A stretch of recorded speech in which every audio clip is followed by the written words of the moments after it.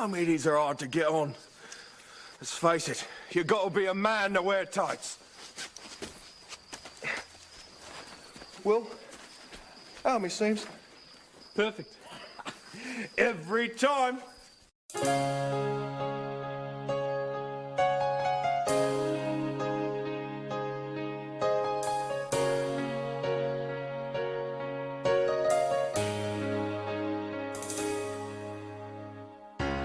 We are men in tights, manly men.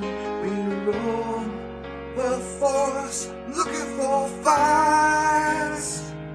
We rob the rich, give to the poor. We defend your rights, so search no more.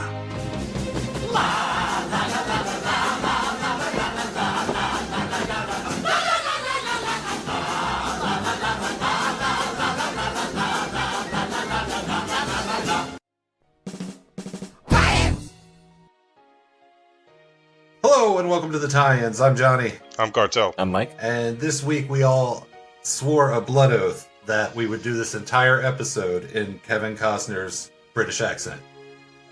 That is Before to we say, get to that- not even trying. No, I'm doing it right now. I'm nailing it. Yep. I'm going to use the original Kansas accent. Every Robin Hood should be adapted from moving forward. What? So that's what I'm. His Kansas accent. Is that what it is? That's Kevin Costner's accent. Gotcha. Okay. I believe we'll get into that later. Anyway, how you guys doing? Cartel, how you doing? I'm good. Crazy few days with work and all, but yeah, just rocking and rolling. Crushing it on that D4 and playing some Dead Cells still. Really? Sorry. Yeah, at the Switch there. Right on. I guess you went back to work, so Switch gaming is back on the table. Yes. Michael, how you doing? Doing okay. Nothing really new. No new shows, no new games. Been playing Midair 2. Really? So that's been picked back up again? It has, yeah. It's Wait a second. late night pickup games. Wait a There's no pubs really, but there's a pretty active pickup game community. So you just queue. You can't just call Midair 2 without you saying it's Mace. It's Mace. It's Mace Life Crisis. The Midair 2 They changed sounds the- newer. They changed their name. It used to be Mace. It is now Midair 2. Yes, they rebranded. It's still the same game you always play. Yes, that's true. It's the same. Star Siege Oh yeah.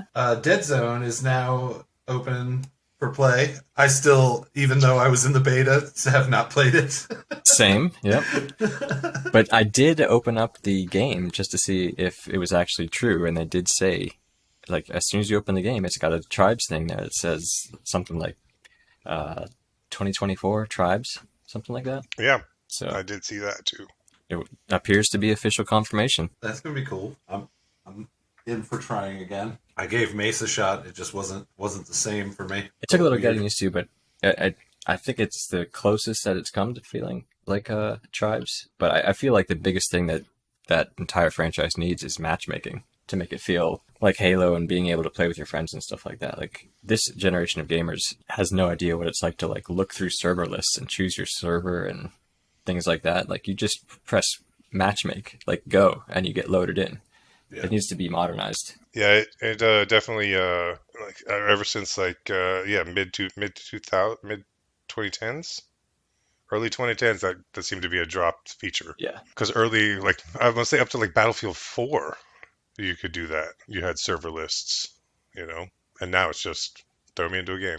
Yeah, I actually think they should bring that back instead of updating it. You know what I mean? Like, they should stick with it, because it's nice to be able to like stake out a server that is you and your friends, and the same kind of the same people are going to Yeah. be there almost every day. I mean, I agree. Yeah, like I remember like Cheater's Wayside, and like you would see like the same people there all the time, and same with like Nurzels and a couple of other servers. It was fun, but I think it's just a little bit too technical for most gamers. Just like one hurdle too many to get into a game. I feel like if I can do it, then it's doable. I mean, there should be a list. Like, like it should auto propagate a list. That's all you need. Yeah, true. You grew up. I mean, we grew up like to do Serverless. like multiplayer with like Doom. You had to like call the other person and make sure nobody picked up the phone. I don't know what you're talking about. I am not that old. What was that? You're not that old? I'm the youngest out of all of us. By a year. Come on now. All right. Which one of us had web TV? Me? All right, then. My mom. That was my mom, man. You had web TV, my man. I did. All right. You were that old. What about you, Johnny? What you been up to? Same old, working, and I played, I have no idea what week it's going to be, but it's going to be one of our Game Pass games, Maquette. I think, Mike, you'll enjoy it. I also played Cartel. You're going to fucking hate it. It's just puzzle solving.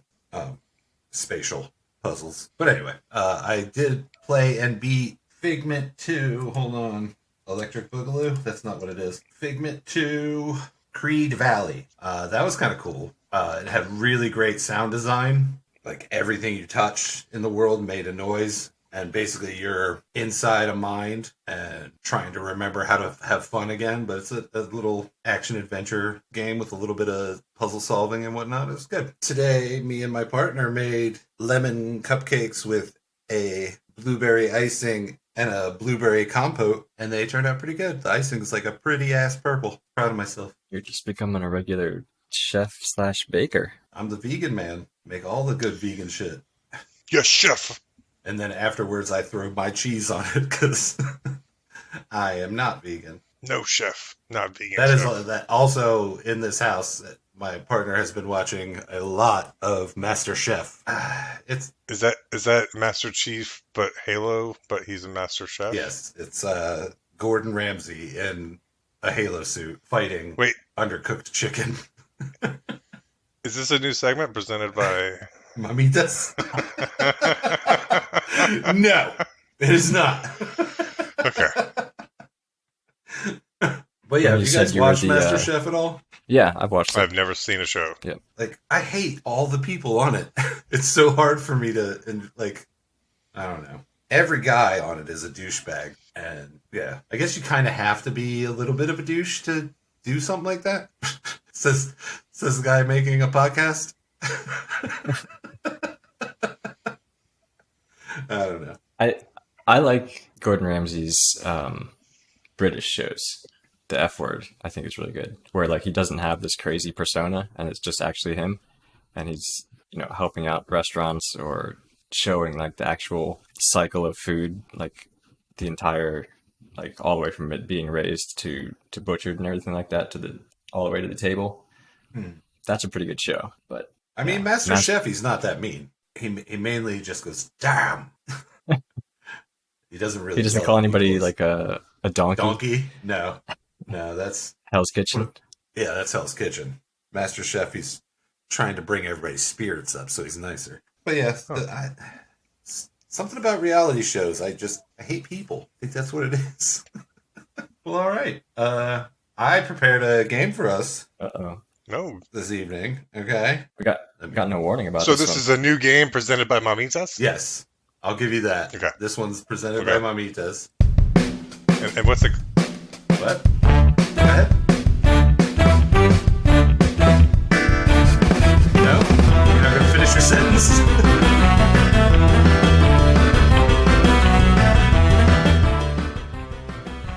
You're not going to...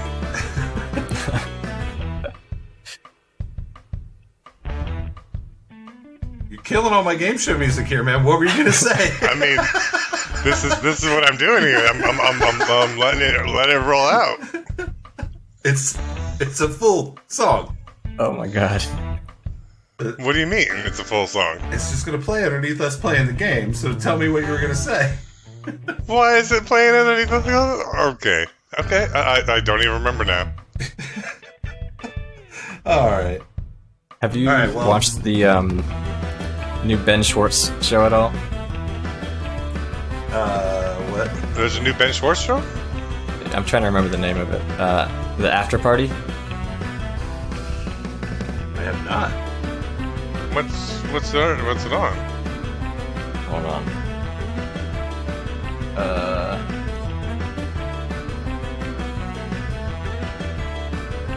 Sam Richardson? Apple TV. You son of a bitch! Because I have been watching that. Interesting. So, Okay. anyway, the reason why I brought it up, this song reminded me of it because Ben and another guy, when they were in high school, had a ska band called Scabe Diem. All right, well, that was my game show song. I got none of the game show out. It was very loud. Very, very loud. I cranked couldn't I hear cranked it back down after the intro. Just I had to go calm lower. yourselves. Yeah, it was still loud. Now what am I doing? Okay, so this game is called Nintendo, Sega, both or neither. You have to say the neither in a weird accent so that it rhymes with Sega. Okay? Like Arnold Schwarzenegger? Yep. I'm going to read something. Jump around. You're going to buzz in. Tell me whether it is Nintendo, Sega, both or neither. All Easy right. enough? How do we buzz I in? think you got it. Cartel, how would you like to buzz in? Mike, I'm not going to make you do the thing that I said I was going to do. Buzz, buzz, buzz, buzz. All right, and do not answer until I call on you, okay? Because we're keeping score here. All right. All right. This is a new segment presented by Mamitos called New Segment. Just in the middle of the game segment? We're opening tabs now? Yep. You can cut that out if you want, or you can leave it in. I'm leaving it up to you. All right, so everybody understand the rules? Oh, Mike, you didn't say how you were going to buzz in. Mamitas. Okay. Sponsorship's gonna love that. I originally had told Mike that since you were a Sega kid, I was going to make you do the Sega to buzz in. And since he was a Nintendo kid, I was going to make him do bong from the GameCube intro. The GameCube intro? Because I liked the I liked the contrast. All right. What was Mike gonna be doing, for real though? He's saying mamitas. Oh yeah. Okay. All right, Cartel's on point tonight, so this should be good. Short-term memory loss. All right, this is not for points, but I would like you to buzz in and answer as though this were a real question. This is a practice question. This company loves listening to the tie-ins. Mamitas. Michael? Mamitas. Yes. Normally that's not one of the answers, but yes. Crushed it. Good answer. Good answer. That's a point. it's like Family Feud. Good answer. Good answer. All right. This is the first real question. Are you ready? Okay. This console was the first to use age ratings.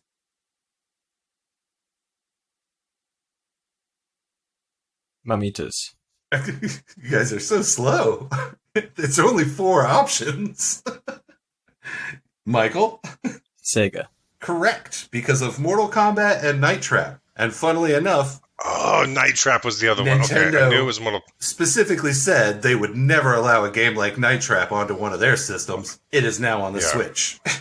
Yeah, it's on the Switch. All right, that's a point for Michael. You got to catch up, Cartel. Yeah, he is shooting 100% over there. All right. This company's mascot, Discoon, was a small square-shaped dude. Mamitas. Michael, Cartel's not even going to try. I Neither. have no idea. That is incorrect. Cartel, would you like to give it a shot? I'm gonna go Sega. That is also incorrect. It was Nintendo. Oh. Really? All right. It was only during the Famicom era and retired along with the Famicom. He's a cute little dude. You can look him up. Is he as cute as the Dreamcast Discoon. guy from Penny He's actually- Arcade? He's actually not that cute. He's just a yellow square. All right. Question number 3. This company's first game was Hanafuda. Mamitas. Michael. It's take a risk, Cartel. There's only 4 possible answers. All right, Michael, go ahead. Nintendo. Correct. Hanafuda was the card game that Nintendo manufactured when they made playing cards. All right, Cartel. Mm-hmm. You ready? Okay. This company had a lawsuit over unlicensed games. Mamitas. Michael? Sega. Incorrect. Oh. It's Nintendo. Oh, Cartel, you gonna buzz in? buzz. I just wanted to hear it. All right. What's your answer? Nintendo. Incorrect. It is both. It is Nintendo and Sega. Nintendo had a lawsuit against Tengen, and Sega had a lawsuit against Accolade. The only difference is Sega lost their lawsuit. Nintendo always wins. Okay. This company spent millions covering up a lawsuit in which their rivals' U.S. headquarters dumpsters were set on fire. Beep beep.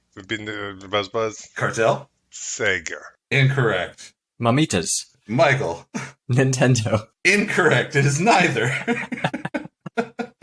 Oh, man. You guys. All right, Cartel, you're still not on the board. Mike is only beating you by 2, though.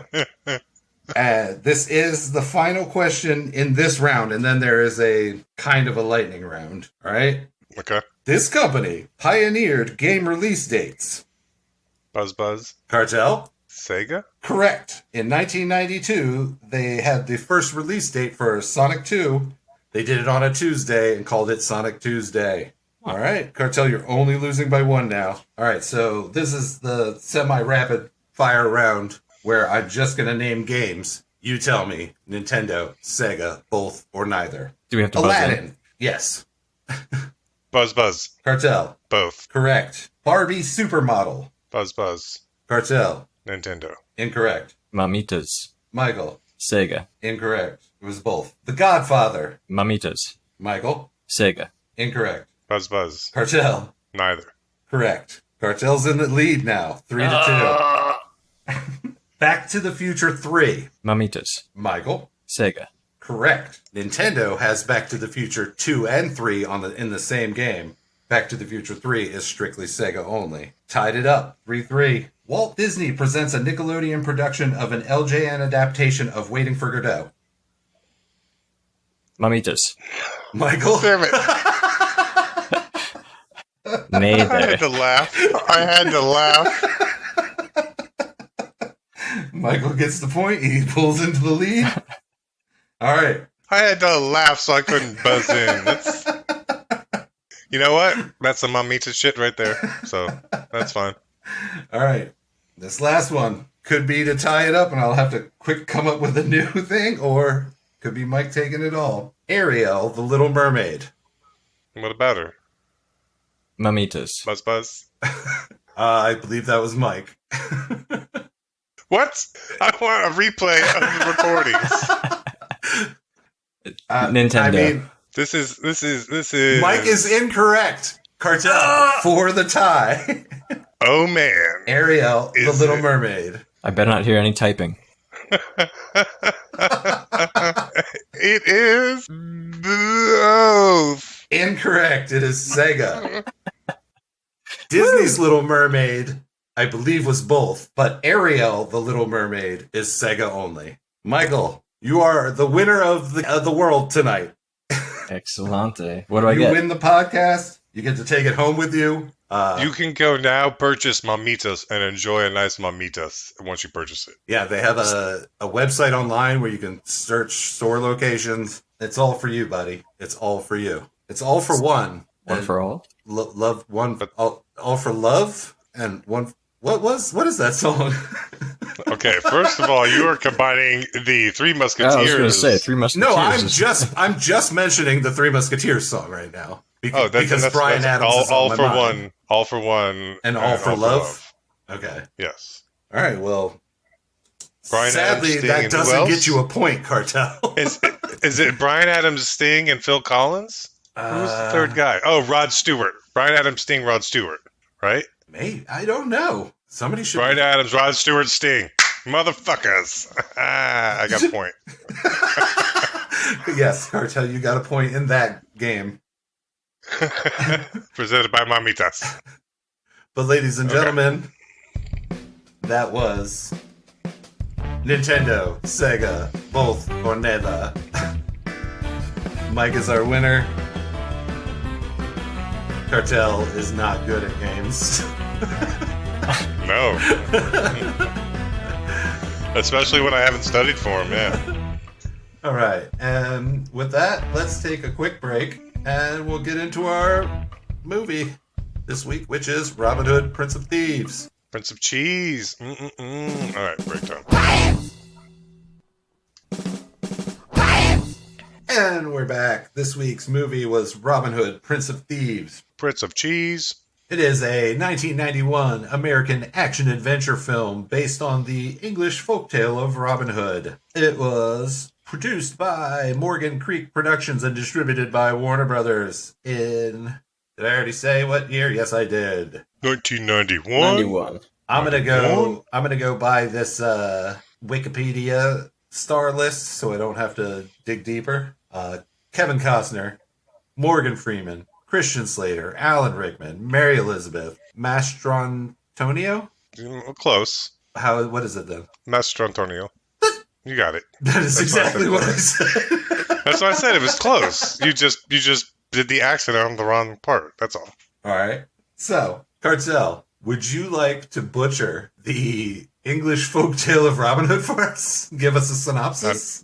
I mean, I think this movie already did that for us. But, yeah, we got the gritty retelling of the English tale of Robin Hood. Gritty? Hey, it's 1991. So, all film was gritty. No, I'm just saying, like... And there are a lot of really uncomfortable face close-ups. Yes. Yeah, I mean, like... But, all right, That's what gritty is. So this is like a summer blockbuster. Like it was released like June 91. I'll give you that. Summer blockbuster. I'm not going to give you gritty. But it's like the first one because this is like in a time before CGI and before like the Matrix. You know what I mean? Like it's time of. But he'd already been in the Untouchables, which was actually that's great. what I'm saying. He's coming off the Untouchables, but see, like this one's kind of. I'm not saying it's like gritty. I'm just saying it's. They don't have them in tights. They have them in like I'll give you medieval. That. It's grittier. They have them in medieval style armor. You know what I mean? Like medieval style like leather. Yeah, this is not Errol Flynn swashbuckling Robin Hood. No. They gave him a new like. I want to say period appropriate, but I also feel like it's 100, maybe 200 years prior to like what I'm thinking is that area. You know what I mean? Like it's tough to figure out where this is. What time period this? Well, it's not really. It's Crusades. Okay, Yeah, never mind. They kind of nailed down the date there. Yeah, it's the Crusades. Okay. 1194. Okay, so 1200. Yeah. So it's still actually that's probably what I was thinking. Okay, then I don't know. All right. Either way, what I want to talk about is it's an American production done in the UK and it is shot like pretty much what do you call it? All practically not practical locations. What do you call it? Actual locations, right? So like actual castles. Yes, like pretty much at most of the shots, except for the interiors of the castles and I think the final fight scene. And when they come out of the prison, which was I was going to say the sets, like the non-on location shots, were surprisingly cheap looking to me. Like going back to this movie, because I remember it being, I enjoyed this a lot when I was younger, but the sets were like Conan sets almost. Like you could tell this was a soundstage with sand sprinkled on the floor. It was not realistic at all, except when they're on location. Because obviously that was a relocation. Those were great shots, but the interior shots were pretty terrible. It opens up with that when they leave Jerusalem and they're traveling to England and they land on the water and you see the Seven Sisters in Sussex there, like the White Cliffs. Like it's a spectacular shot. Like it's fucking really cool. Yeah, it got much better for sure. The way like their choice of locations, shooting and scouting, like.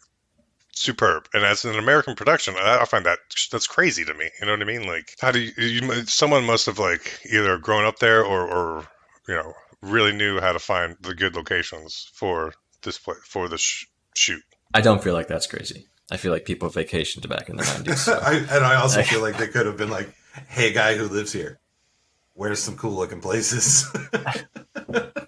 But I do agree with you that locations were great. I don't remember ever watching this movie before. No surprise. This is a good fucking movie. It's not bad Great at all. film. Yeah. Surprise, guys! But I knew it was You gonna missed be out good. on a lot. You know how I knew it was going to be good? Because it starts with fucking Tapestry. Any movie that starts with Tapestry running across the screen, it's going to be A+. I thought you were going to say because it had Alan Rickman in it. Well, yes. I thought he was going to say Christian Slater. Christian Slater, who I'm guessing to show that he was not rich, that he lived a poor life, does do an English accent. He's the only one. Yeah, Him and Alan Rickman, the only two that do an English accent. It's terrible. And then if we're on the subject of accents, why when Sean Connery makes his cameo, he doesn't even try. It's just straight up Scottish accent. It's as Scottish as you can possibly be, and he's the king. How much do you think he got paid for that? I have no idea. I bet it was a shit ton. I know, yeah. He was huge even back then from James Bond. But again, it was shot in the UK, so like I'm sure it was just like, hey, you don't have to go that far. You don't have to travel to US. It's just like pop over here. We'll send you a car. You'll be back home by supper time. You know what I mean? Like we'll give you this much money to do it. So I think it was a little more easy. One thing I noticed watching this movie is that I don't know the difference. I mean, I do today because I had to look it up. But on any given day, I don't know the difference between Kevin Costner and the guy that made Passion of the Christ, that asshole. Mel Gibson? Mel Gibson. They are the same person in my brain. Oh my God. Also, Kevin Costner is just a better taken care of Trey Parker from South Park. That guy. They look exactly the same. No. Yes. Doesn't look like Mel Gibson or Trey Parker. But yes, Kevin Costner, Mel Gibson, same person in my brain. I feel like it's because they both had big epic movies around the same time, like Braveheart and Dances with Wolves. They're both pretty nondescript white guys too. There's nothing fantastic about either of them. Like they're just nondescript white guys, so they just blend together. I mean, I guess, but I mean, you said like Mel Gibson, who I know from Lethal Weapon for sure, and Kevin Costner, who I know from The Untouchables, Field of Dreams, Bodyguards, Wide Earp, Tin Cup, Waterworld, Bodyguard. I forgot about Bodyguard. Yeah, that's one. It's a good list. Yeah. Oh, and even today, like he's the new Pa Kent. Well, he was. Yeah, he quit. I actually Googled to see if Kevin Costner was canceled, and that's all I saw was that he quit Yellowstone or whatever, and so they canceled it. But anyway, you did not give us a good synopsis. You never do, but you actually didn't even try this time. Nope. I'm sad. Cartel, this question is specifically for you. Okay. Mortiana, do you think you could handle her coke nail? What are we talking about? Like hitting a line off that coke nail, do you think it would kill you? Oh, for sure gonna kill me. You for sure gonna kill me. As soon as I saw it, I was like, oh, damn. Cartel couldn't hang with that. Nope. But this movie was surprisingly funny. I was going to say that. And all the jokes land. Yeah. Like, and Christmas is Canceled from Alan Rickman. It was funny. Rickman played it over the top, but also all right. So not over the top. How stoked do you think he was when they said, "Hey, we want you to just be Hans Gruber again"? Okay, so we're getting a little ahead. I had some trivia that pertains to these things. Alan Rickman actually turned down the role twice before they told him that he could do whatever the fuck he wanted with the character. Yes. That's how he was just like, I'm going to be Hans Gruber.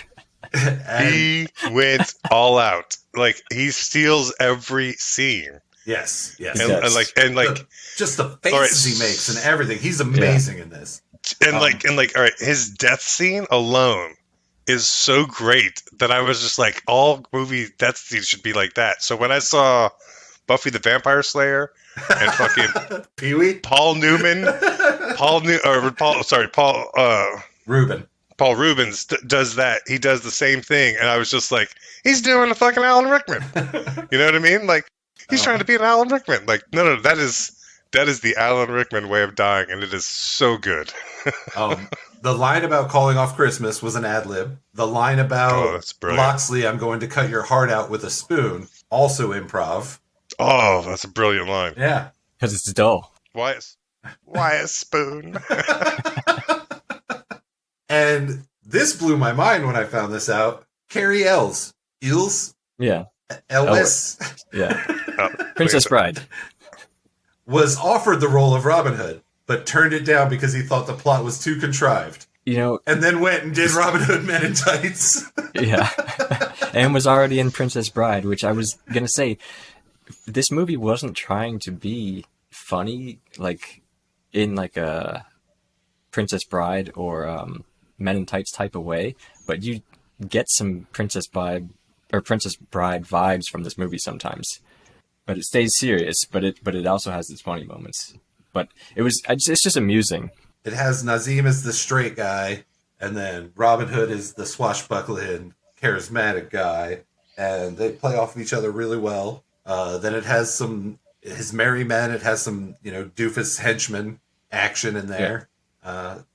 Just I was totally surprised how much I enjoyed this movie. I did not think I was going to like it. I like the camera shots of the arrow, they're using the Sam Raimi. They're using the Sam Raimi The shot. Evil I Dead. remember at the time that was like pretty like It was a big state of the thing, art. to do that shot. But yeah, that was the Sam Raimi. Did that shot first, and then Hollywood stole it from him. You know what I mean? But that also brings me to one of my questions that I had. Could you imagine handcrafting arrows for an army? How tedious and annoying that would be. And then to look over and see Robin Hood splitting arrows Yeah. just for the fun of it. I took that same note. What an asshole. Yes. Let me show off here and destroy the hard work you've done. I mean, all right, I'll give you that, but also, I mean, we don't know how long this montage actually is, but like they go from like not being able to like get an arrow in those dummies at all, and they just fall, to shooting some dummies. As someone who took months to watch this movie because it just kept buffering, I can tell you that montage took forever. They were not quick studies. There's actually a scene where the scribe, I think, is talking with the sheriff, and he says in 5 months they've taken millions, and that's all well and good, but the sheriff gets his face cut right when Robin gets home, right? 5 months later, when the scribe is telling him they've taken millions, it is still a fresh wound with stitches in it. How long does it take to heal a little cut on your cheek? Apparently more than 5 years or 5 months in 1195? 1194. 1198. Let's just call it 1200. That's what Cartel was thinking anyway. Yeah, give or take a few hundred. There's lots of anti-religious sentiment in this, or at least anti-Christian sentiment as well. Yeah. Like, Yep. whenever Robin talks about his dad was always like, let's not be dicks about religion here. And then, like, Alan Rickman says that he can't see the difference between the witchcraft or whatever he was studying, the old ways and the new ways. Yep. That they look the same to him. So I, again, enjoyed that. Azim snuck some anti-racism in there too. Yep. And anti, I don't know what the word for that is. What?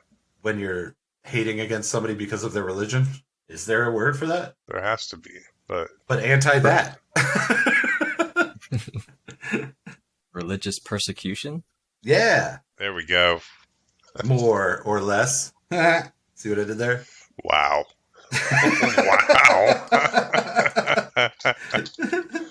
Wow. All right. So just a few humorous things to me that I saw throughout the movie. Oh, sorry. I dropped my pen. Real quick. Can I ask you something? Mike, Yes. Did you notice that the lady, Mary Elizabeth Mastrano Marion, is Scarface's sister? Oh, yeah. I did not notice that, but now that you mention it, I can Not, clearly yeah, see it. okay. Yeah, That was one of my things. I was like, I wonder if Mike yes. remembers that that's where he knows her from. That is correct. That is probably her most famous part, I would say. Yeah. And Friar Tuck, you guys both know this. Friar Tuck is the dude from Office Space, who is the doctor who State. like puts him into sleep mode. The therapist there, he like hypnotizes them. That you mean that huge role that we should remember? Man, I don't I remember mean, that. I don't know how many times you guys have seen Office Space. You know what I mean? I've Like, seen it. I've seen it more than a few times, but I don't remember that. I completely forgot that he even got hypnotized. I thought he was just over shit.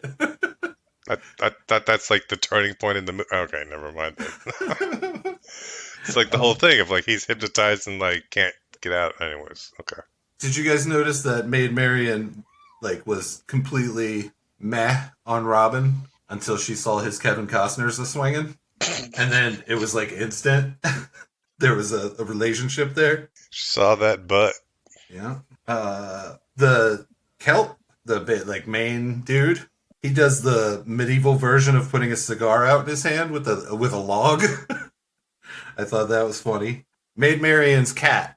Did anybody catch its name? No. Oh, It's Nicodemus. So it is apparently her smoking cessation cat, Nicodemus. oh, so she's a vape pen. She's a vape pen hottie. Yep, she's a vape pen hottie. I wrote down Robin saves Little John's fanny, and I thought that was really funny for some reason. Man. So I know that they were hired thugs, and the sheriff did not care about the Celts. But doesn't it seem backwards to send the Celts in, then when the Celts retreat, light the whole place on fire? Like, wouldn't you do that first, cause the chaos, and then send the troops in? Just a little strategy problem I had with the movie. Sheriff could have done a better job. Can we talk about barrels of hay just everywhere, and how they're always there whenever you need to jump over If you want to catapult yourself over a castle wall. if you're going over a castle wall or need to fall somewhere, jump out of a window, you can easily get into a barrel of hay a la Assassin's Creed. I mean, Without looking. I don't know when the last time you were around a castle was, but the inside of castles, 3 inches deep water everywhere. Outside, hay everywhere. Hay everywhere. Okay. Bales, carts full of hay, just hay everywhere. Piles for no reason. Also, last bit of trivia here. The fuck me, he cleared it, Christian Slater line, ad-libbed. And Really? the director kept it because he thought it And was funny, despite the historical inaccuracy. They kept it, and they kept their rating because it was probably the only F word in the. I think this In the was movie. I think this was just at the time PG-13. Wait, PG-13 was. This is a PG-13 movie. That's what I'm saying. Like, I think this is around the time where every country was adopting the PG-13, like a similar rating. Because I think in like Australia it was like R and PG.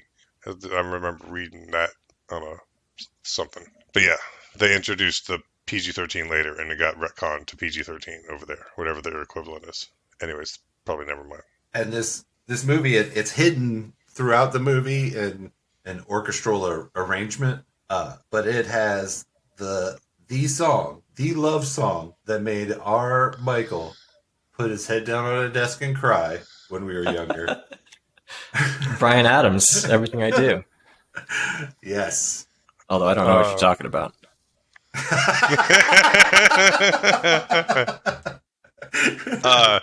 So yeah, the whole score of this movie is a banger. Like, I heard the score of this and I was like, man, this takes me back. Like, I remember like hearing all these songs, and I thought these are like, what do you call it? Actual orchestration that I remember and like people use and stuff, or like this has got lifted in other movies. No, this has just been used for this movie, and it's like, it's great. It's great. It was pretty good. And then when he did the Maid Marian getting down from the tree on the rope, I was like, oh, that's from the music video. that's the Everything I Do move. Oh man, that counterweight bounce. Yeah. But yeah, amazing, funny movie. I was very surprised, and I think it was like one of those last movies that still had practical effects, like before CGI. So like Demolition Man, like this is like in that area. Like just after Demolition Man, we got Jurassic Park, and that's where they started throwing CGI and everything. But even though it wasn't as well received, Waterworld was practical, and that came out a few years after this. Yes, it was, and that was the same director. That was Kevin Reynolds.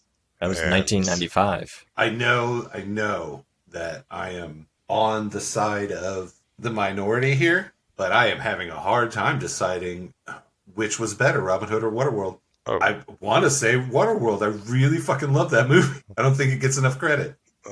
Robin Hood's my pick because I like Robin Hood better, but Gene Triplehorn was in. I'm sorry, I like Robin Hood, yeah, and Gene Triplehorn was in Waterworld, which I think is better than whoever the other one was. She was also in The Firm. I can't remember her name from Robin Hood, but Scarface's sister. Mary Elizabeth Mastriano, Yes.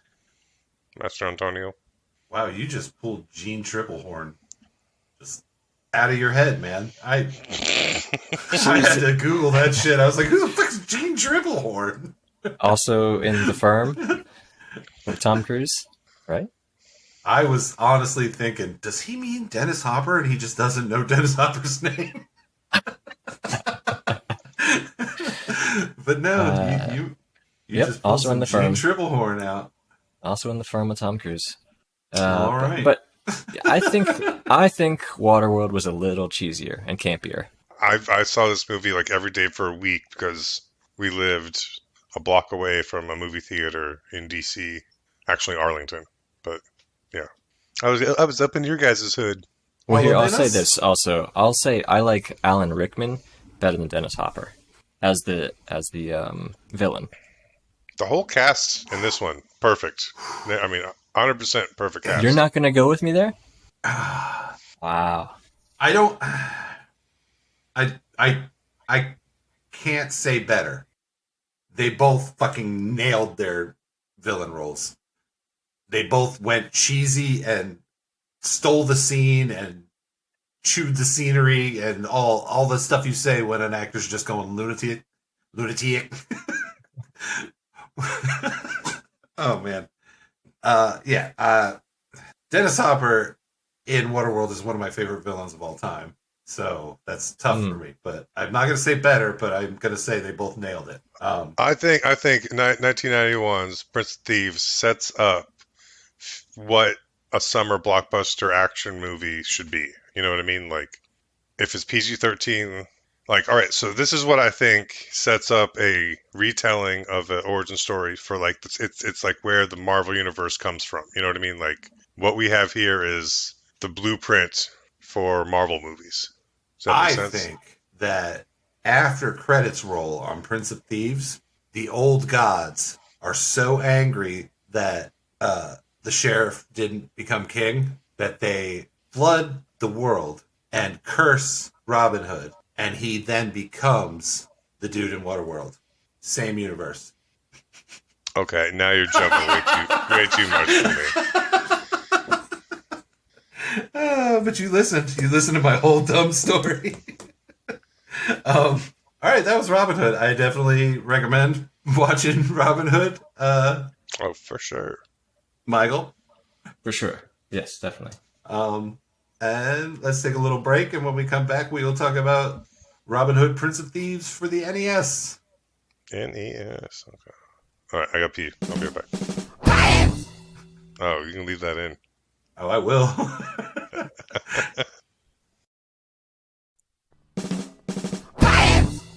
And we're back. This week's game, Robin Hood, Prince of Thieves. It was released in 1991 for the NES and the Game Boy. I wonder how much the Game Boy, how close it is to the NES game. Some of the screenshots I saw were very similar. I like how on this Wikipedia, it does not give it... Oh, it does. It says historic action adventure.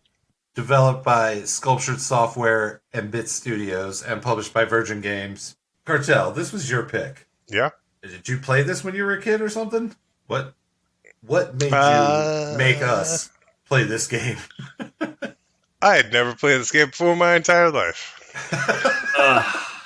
All right, so you just wanted to make us do Robin Hood. Okay, that's fair. I That's wanted to watch the movie, and I knew that it is had this. totally fair. Yep. And then I thought back to me as a child, and I'm pretty sure I rented this and the movie the same weekend one time.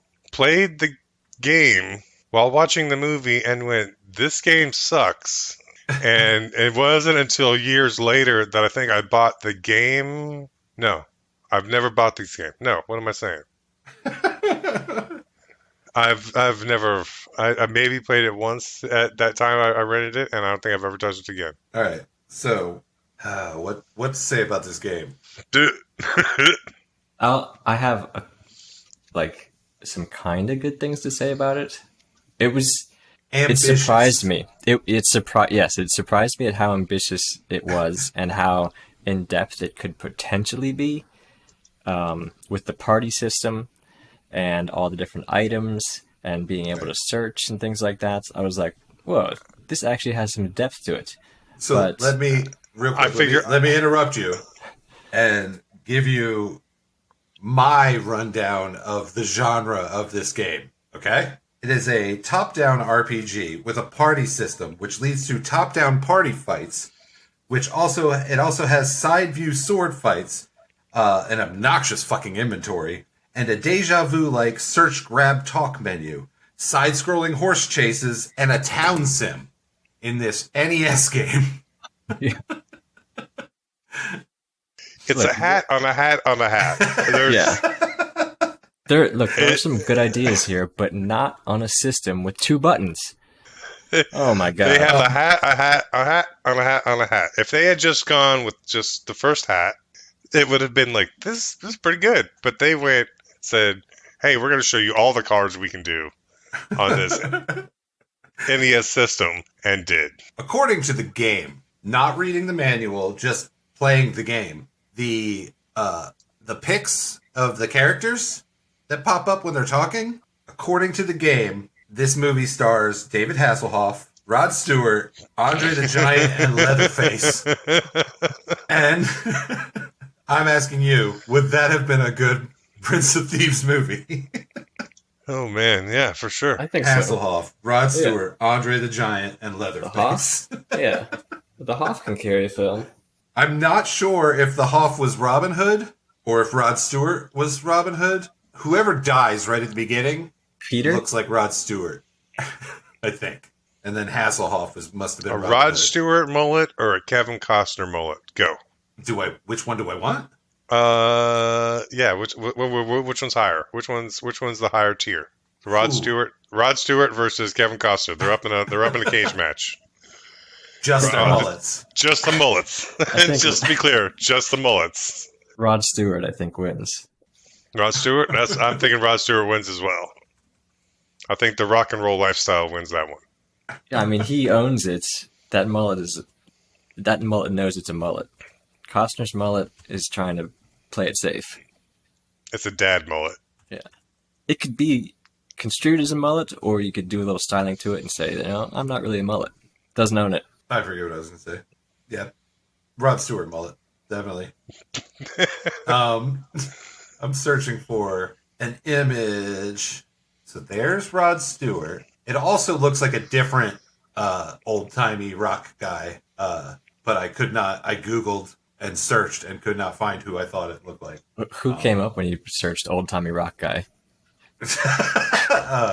Aerosmith. I mean, Even Tyler. Who's the keyboard player for Bon Jovi? Whoa. This is a deep cut. Is it Tito? Is that Tito? None of us are going to be able to confirm it. I know. I know. I'm not looking it up. All right, there's Andre the Giant. Oh, yeah. Anyway, doesn't matter. This game,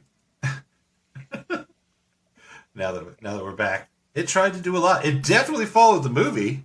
It definitely stayed true to the film, which is very rare of a tie-in. my main problem with the game was the deja vu search, grab, talk menu. Oh god. I spent so much time in that menu. I don't need that. Also, the inventory is a cursor inventory. We just talked about. Yeah. Don't do that in consoles. You should not have been doing it back in the NES days. Yeah, and that's what I was saying. Like, I feel like it was a little bit ahead of its time, even because if you had a controller with more buttons, if I could just search the room with a button, and if it picked things up when I walked over them and things like that, instead of having to like go to my menu system and hit take, Right. some of these Yes. systems could have been cool. So that was one of my problems. Was you have to search, then grab. Or you don't get what you just found while searching. Yeah. And, surprise, surprise, some bodies you have to search multiple times and then grab multiple times for each thing that you find. Oh, man. But I want to, like, Cartel, you went on about how you didn't go on. You spoke to how great the soundtrack of the movie was. Yeah. The NES, the chipset in the NES, is probably the closest to a mandolin in sound than any other instrument. Yet, the troubadour-style adventure music in this game was driving me crazy. It was so bad. It was not a good song in the whole thing. Like, they couldn't have used Bryan Adams in the game. I mean, they went so far as to cast Rod Stewart. They couldn't have used. Can't get one of his tunes. I did not find any trivia or any kind of interesting things on this game. Yeah, I think it's just. I did get to make a funny video that I really enjoyed. Can't tax this. Yeah, because when you're in the side scrolling fight part of the game, you walk like MC Hammer, you jump like MC Hammer, you fight like MC Hammer. Yeah, I don't have much of anything else to say about this game. Yeah, I think that's it. Some of the art was great. Let me ask you this. You guys played at least the beginning of this, right? Yeah. Yeah. When you get to the furthest right room in that beginning area, was it obvious to you that there were steps down to the bottom right corner? It was, yeah. It was not to me. I guess I hit the side of the steps, and it looked like a wall to me. That whole section. So I never walked down there. And I was like, how the fuck do you get out of here? Yeah, he just told me there was a secret door here. And then there's the one little link on the torture rack that is a different color. And so I stood there and searched it like 100 million times. I did the same thing. Yeah. Rude. Yep. And then I accidentally walked down those steps and was like, that's not a fucking wall? So mad. So mad. Did you get to the part... It may have been on me. I don't know. Did you get to the part where it zooms way out and your party members are fighting with you? Yes. That would be the top-down party fights that I mentioned in the in the genre. Just threw that on you. Wasn't expecting that. Just comes out of nowhere, and you're like, "What is this mode?" And then once you figure it out, you're like, "Oh, okay." Oh, and that mode changed which button you swung your sword. All right. I didn't get this far, but I did watch a playthrough. The side-scrolling horse chase also comes out of nowhere. Would not have known what to do when you're all of a sudden being chased on a horse. And I kind of zoned out for a little bit because this was a 2-hour playthrough that I was watching. Apparently, it is somewhat of a town sim as well. Like, you have to go and do little quests to make your little Sherwood Forest village better. And each time you leave and come back, there's like bridges made and ladders made, and it gets more elaborate. It had a fucking town sim in the game. So Monster Hunter just ripped this off. I mean, like I said, like the movie was probably like one of the first movies, the first blockbuster movies, and the game is like one of the first like progression-based RPG. Like as you go on, like everything grows. What world are you living in that you think the first blockbuster movie was in 1991? I'm not saying it first one. I'm just saying like it set up the You blueprint of like specifically said first one. I'm not even going to give you that other the game. I'm saying hyperbole. And also, I'm being sarcastic on the game. Come on. I'm saying hyperbole. All right, then never mind. I guess. This was your first blockbuster movie that you experienced, and it's changed you forever, is what you're saying to us? That's probably what I'm saying then. Yeah. Well, let me tell you, this game has also changed me forever. I don't know if the movie changed me. It changed my mind. I'll watch it again. It was good. This game changed me, and not for the better. I used to like Deja Vu and mystery point-and-click games. Now that I've done this one, I don't ever want to search and then have to grab something ever again. So yeah, Robin Hood, Prince of Thieves, guys, the video game. It exists. It exists. I didn't get to this section, but I did some reading on that said that there are multiple game-breaking bugs in it where you can drop quest items in a certain area and move on, and then since you can't go back to areas, you can never get the quest item again. So you could never move on. Which was actually kind of common of Nintendo games. Like, I don't even think it was that recent where quest items were like indestructible and like couldn't even be removed from your inventory. Like, ensuring that there were no game-breaking quest item bugs is pretty hard and pretty recent, I guess. Yeah, there was the game-breaking if you did it in the wrong order in Willow. Mm-hmm. When we did that. But yeah, this game was game-breaking. Yeah, it's terrible. It's not good. Oh my god, the combat is terrible. Why could you jump or duck? It didn't do anything. Was there, and you couldn't parry or block or anything like that. You just spammed it as much as possible and hoped that you beat the other guy. Yep. So, thanks, Cartel. Hey. But you got Johnny to watch another movie that he would have never watched. That's true. That's true. I do appreciate that. I don't think I've watched this movie since the 1900s. Yeah, I don't think I've seen this movie since I've been an adult. It was definitely a good movie. I appreciate that part of it. This game, not good. Don't appreciate that. Michael, let me ask you this. Because you won our game, and you don't have to, but I am lifting your probation on making up tie-ins. Did you have one in mind, or do you still have to think? I have to think. You've opened up a whole new world to me, so... Don't you dare close your eyes. Yeah. All right. Well, then, I don't know what we're doing next. Mike has to figure that out. We are the tie-ins. I'm Johnny. I'm Cartel. I'm Mike. And we just wasted your time. Michael, don't you dare fucking close your eyes. Hold your breath. It gets better.